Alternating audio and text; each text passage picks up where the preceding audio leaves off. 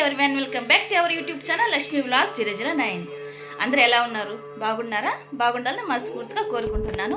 ఈరోజు మన వ్లాగ్ ఏంటంటే టెంపుల్లో పూజ ఉంది ఫ్రెండ్స్. అమ్మవారిది మొక్కుబడి మాకోసమే మొక్కుని ఉంది. ఆ మొక్కు తీర్చేదానికి ఈరోజు కుదిరింది. అది 3 years మొక్కుబడి.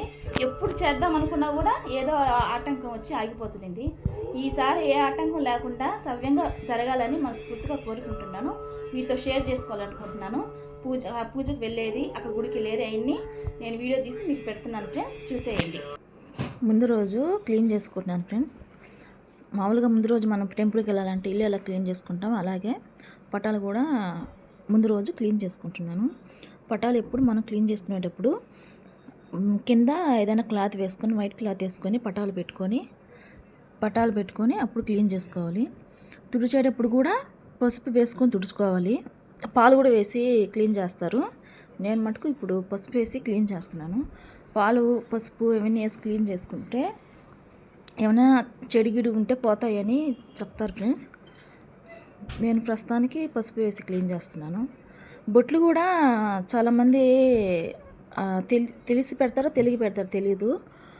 9, 11 అలా వచ్చేటట్టుగా, అదే సరి సంఖ్య బేస్ సంఖ్య అంటారు కదా, అలా వచ్చేటట్టుగా చూసుకోవాలి.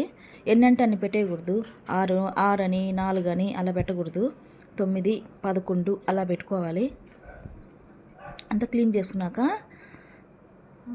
వైట్ పేపర్ వేసుకొని పేపర్లన్నీ మార్చేసాను. పటాలన్నీ క్లీన్ చేసుకుంటున్నాను. ఇప్పుడు అవి దేవుడి సామాన్లు క్లీన్ చేసుకుంటున్నాను. వెండి సామాన్లు మాట క్లీన్ చేయాలంటే పెద్ద తలనొప్పి. అవి అంతా త్వరగా క్లీన్ అవ్వవు. ఆ బ్రష్ కొత్తది పాతదనుకుంటారేమో, అందుకని చెప్తున్నాను. మధ్యలో బ్లాక్గా అయిపోయి పోవు, అందుకని ఆ బ్రష్తో క్లీన్ చేసుకుంటే కొంచెం నీట్గా వస్తాయని బ్రష్తో క్లీన్ చేసుకుంటున్నాను. చింతపండు, పితాంబరం, నిమ్మకాయ అవన్నీ వేసి క్లీన్ చేస్తే ఇంకా బాగా వస్తాయి ఫ్రెండ్స్. నాకు కొంచెం టైం లేక పితాంబరంతోనే క్లీన్ చేసుకుంటున్నాను. గబగబా అంతా క్లీన్ చేసినాక పెట్టుకున్నాను. వాటికి కూడా బొట్లు పెట్టుకోవాలి, పసుపు కుంకుమ పెట్టుకోవాలి. ఏది కూడా దేవుడికి సంబంధించింది పసుపు కుంకుమ పెట్టుకునే మనం పూజించుకోవాలి. ఉత్తగాల పెట్టి పూజించకూడదు. ఇది మరుసటి రోజు గుడికి వెళ్ళే రోజు సాటర్డే తులసిమాల వేసి అంతా పూజ చేసుకొని బయలుదేరాను ఫ్రెండ్స్. ఇదో ఇక్కడేను. ఇది ఉలవపాళ్ళు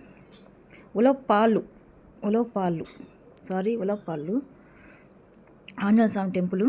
ఇంకా చేస్తూ ఉన్నారు.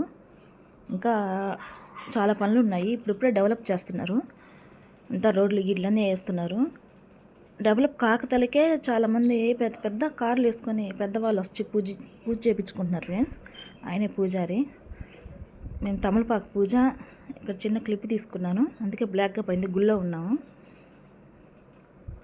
ఆయన పూజారి ఫ్రెండ్స్. ఆయనకి ఎంత కోపం అంటే నేను ఇంతవరకు పూజారిని అంత కోపం నేను ఎప్పుడు చూడలేదు. ఆయనకి అంత కోపం. ఏదైనా మనకి తెలియదు అడిగితే ఆయనకి అంత కోపం వచ్చేస్తుంది.